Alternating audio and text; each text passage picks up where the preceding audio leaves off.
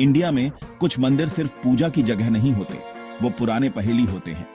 उड़ीसा में कोणार्क सूर्य मंदिर ऐसा ही एक रहस्य है जो मिस्ट्री और कहानियों से घिरा हुआ है। हालांकि इसे सूर्य देवता का स्मारक माना जाता है, पर इसका असली मकसद आज भी बहस का विषय है।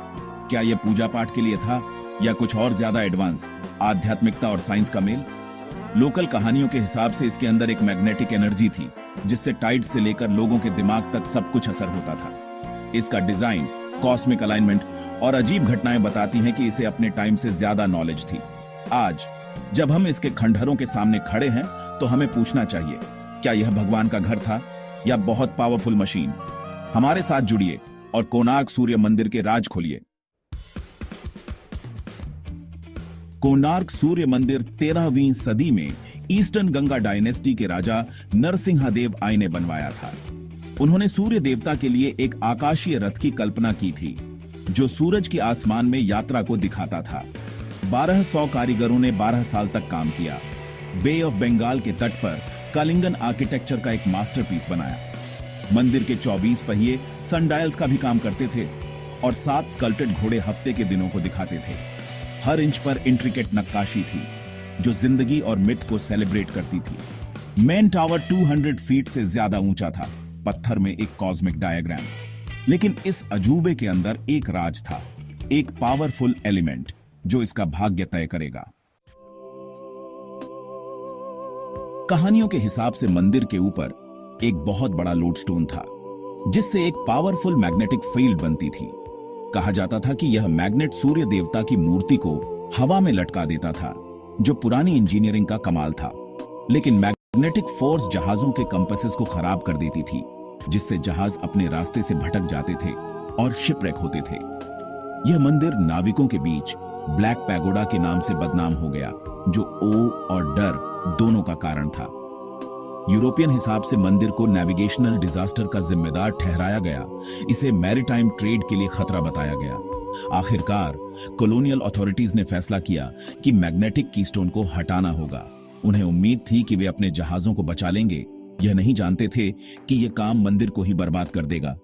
लोडस्टोन को हटाने से भयंकर ढह गया। अंग्रेज मंदिर के डिजाइन को समझे बिना सेंट्रल लोडस्टोन को हटा दिया। यह कीस्टोन मुख्य कड़ी थी, जो मैग्नेटिक टेंशन से पूरी स्ट्रक्चर को बैलेंस करती थी। एक बार हटा दिया गया तो मुख्य टावर ने अपनी स्टेबिलिटी खो दी और खंडहर बन गया। ढहने से मंदिर के नक्काशीदार पत्थर बिखर गए, सदियों की कला और विश्वास मिट गया। सैंक्टम सैंक्टोरम, जो कभी तैरती हुई मूर्ति का घर था, दब गया और पहुंच से बाहर हो गया। पूरा कॉम्प्लेक्स अस्थिर हो गया और जगह छोड़ दी गई। सूर्य देवता का रथ टूट गया। उसकी यात्रा एक घातक गलतफहमी से खत्म हो गई। जो बचा वह एक शांत टूटा हुआ स्मारक था। कोणार्क का दिल खो गया, लेकिन इसका रहस्य और गहरा हो गया।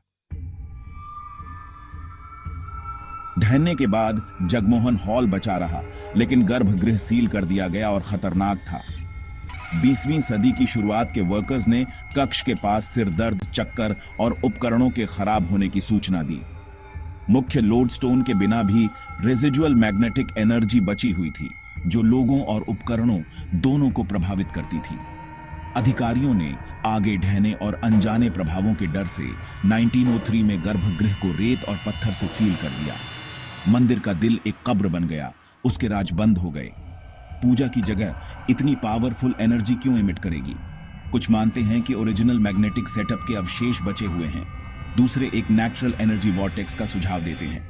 सील किया गया कक्ष एक ऐसी शक्ति का प्रमाण है जिसे हम आज भी नहीं समझते हैं। क्या कोणार्क सिर्फ एक मंदिर था, या यह भक्ति के रूप में छिपी हुई एडवांस टेक्नोलॉजी थी?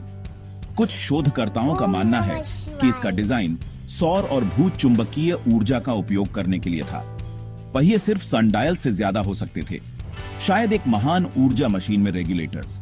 नक्काशी में खोया हुआ वैज्ञानिक ज्ञान हो सकता है। मंदिर के मैग्नेटिक प्रभाव और अजीब घटनाएं फिजिक्स और एनर्जी की गहरी समझ की तरफ इशारा करती हैं। क्या यह हीलिंग कम्युनिटी या हमारी कल्पना से परे किसी चीज के लिए बनाया गया था? कोणार्क आस्था और विज्ञान के चौराहे पर खड़ा है, हमें अतीत पर फिर से सोचने की चुनौती दे रहा है। इसका असली मकसद एक रहस्य बना हुआ है, जो आज भी वंडर और क्यूरियोसिटी को प्रेरित करता है।